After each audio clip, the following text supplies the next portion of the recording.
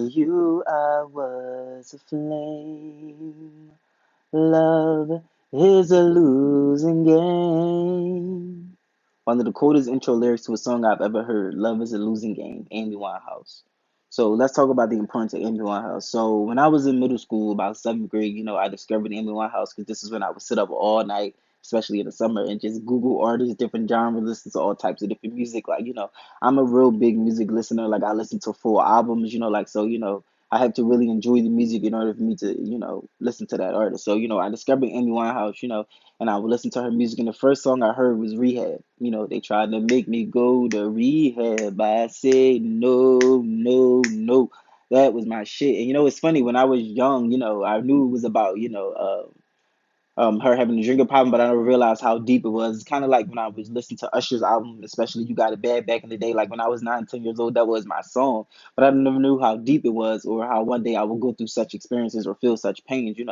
And then there you have a song that could help you out in that situation. So it's interesting, when you're young and you discover, like timeless music, but you don't really realize, what you discovered because you're still so young. But you still appreciate the music for, its concept and its instrumentation. So, speaking of rehab, when I first started doing my music, I had sampled the beat for Amy Winehouse's Rehab, and I wrote a song called 18 of Recovery. And, it was on my first mixtape. One day I will re-release that mixtape. It's a lot of work that needs to be done on it. I might re-record some songs, but it was a solid mixtape, especially for a beginner's work. I believe it was real solid. But Amy Winehouse definitely became a big influence, soon after I heard the first track, which is Rehab, and then I heard I'm no good, and then I went on to listen to the rest of the album. And my favorite song ended up being Love Is a Losing Game. I felt really connected to the song, and I love He Can Only Hold Her. That I really love that song, and then I went back and listened to her first album, so I've been a fan of Amy Winehouse since middle school. Um, and she has great music, is a great vocalist. Her live was incredible.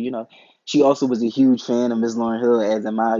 She sampled the instrumental to "Do Wop That Thing" and mixed it in with "He Can Hold Her." She performs that live, where she used to perform that live.